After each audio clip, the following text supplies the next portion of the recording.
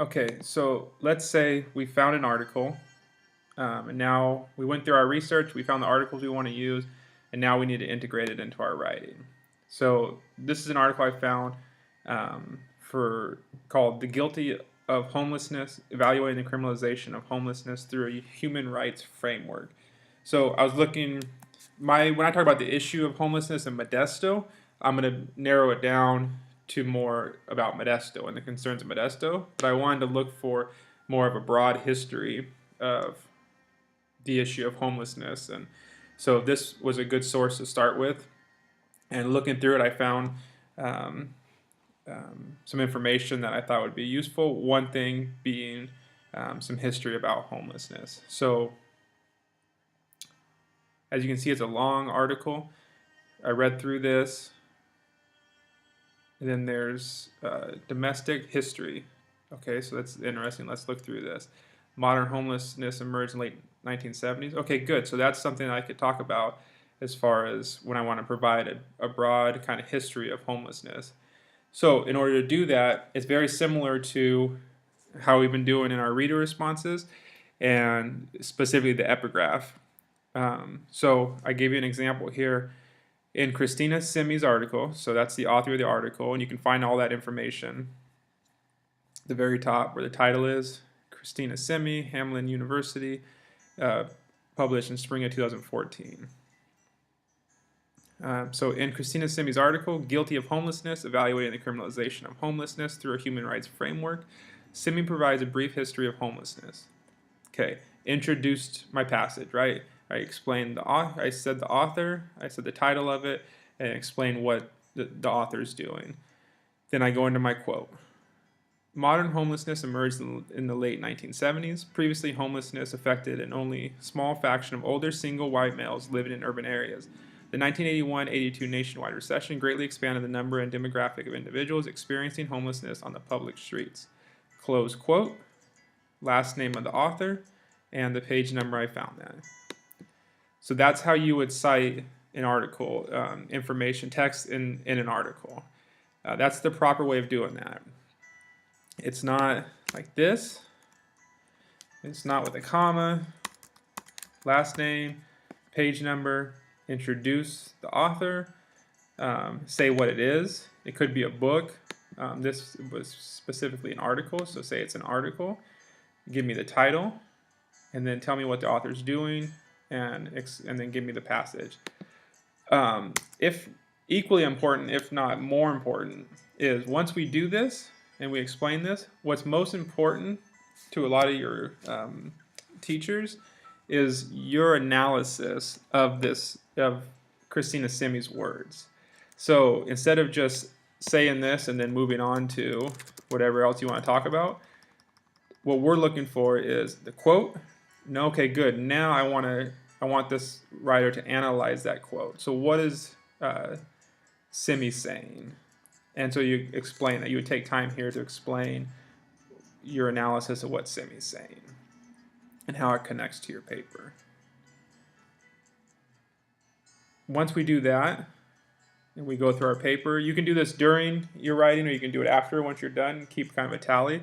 Is we need to do our works cited page. We need to make sure that we cite this so the teacher or whoever's reading it can go find where you got that information.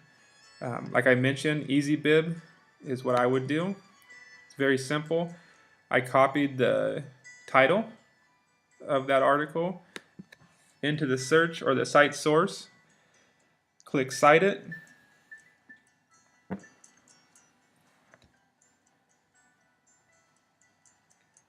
And first one, Digital Commons Hamlin, that's the one that I have.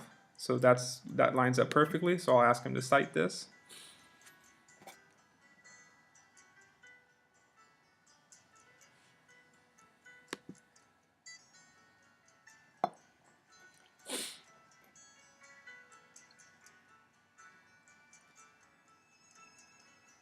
Okay, that's okay.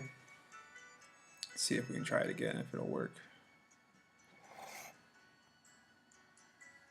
So it didn't do it. Let's try it. Either way, this is going to be beneficial. So let's try it again. And I'll show you what to do. This is good. I'll show you what to do if that doesn't work out. So let's try it and see if it'll do it again for us.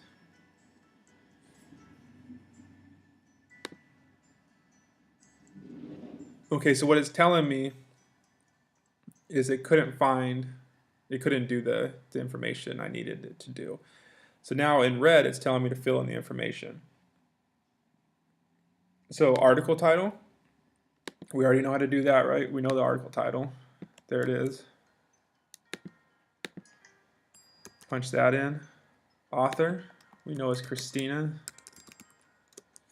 Her middle name, M. So M, and her last name was Simi. The website title, our website was digitalcommons.hamlin.edu.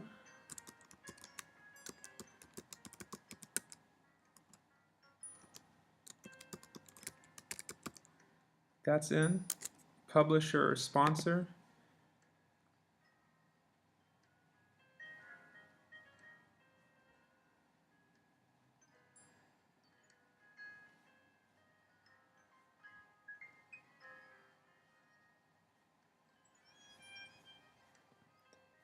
With this, I would say Hamlin University is the sponsor.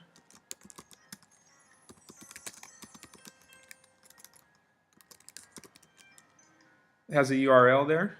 They already punched that in. Electronically published.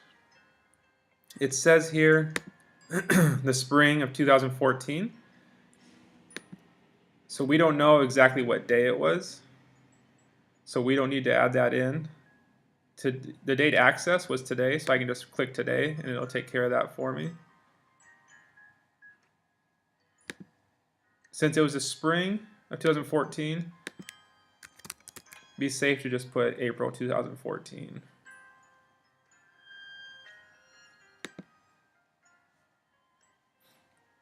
Let's make sure there's not a date on here that we're overlooking. There we go, May 2014. So let's go back and put May 2014, that way we're accurate. And then create citation.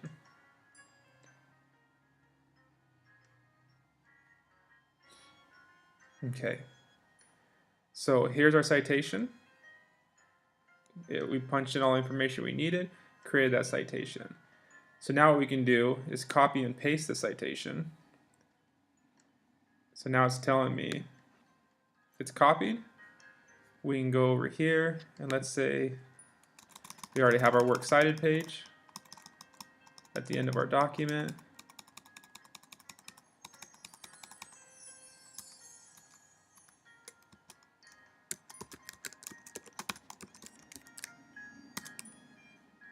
And this is going to be the middle, over to the left, edit, paste and match formatting. And there is, that doesn't look like the whole one we just did. Right, this is the one. So that's where we talk about EasyVib is a good way of going about it and get you started. But I just copy and pasted that and it only gave me this much information when the actual is all of this information. So what I would do, I double check that, I caught that, I would copy that, delete that one, and paste the one that we actually created.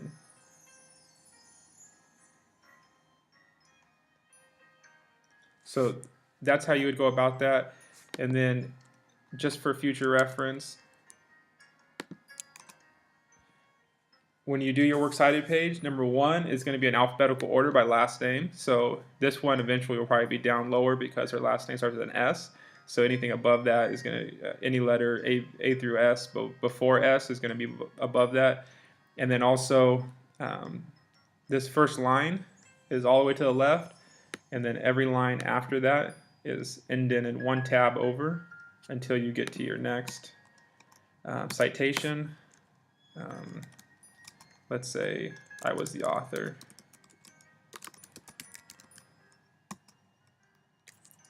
And so you'd have the same kind of situation. You would say, we'll just use her work.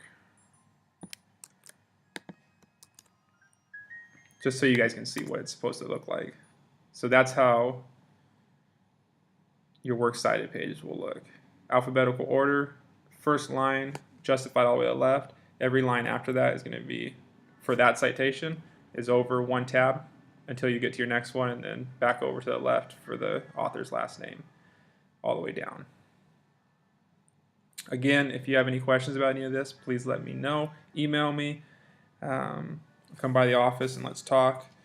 But the main thing is citing your work. The last thing you want to do is be accused of plagiarism.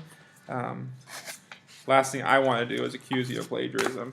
It's very easy to find. There's a bunch of tools to use, so just don't do it.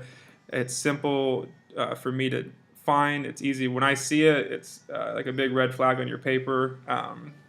So just avoid doing it by making sure that you cite properly like we did here. If you're concerned you're not doing it correctly, then like I told a few of you already, put big arrows on your paper pointing to it and saying, I don't know if I did this right, but these are not my words. This is somebody else's words. The last thing you want is to be accused of taking someone else's words and pretending like they're your own words, which is plagiarism. Again, email me if you have any questions.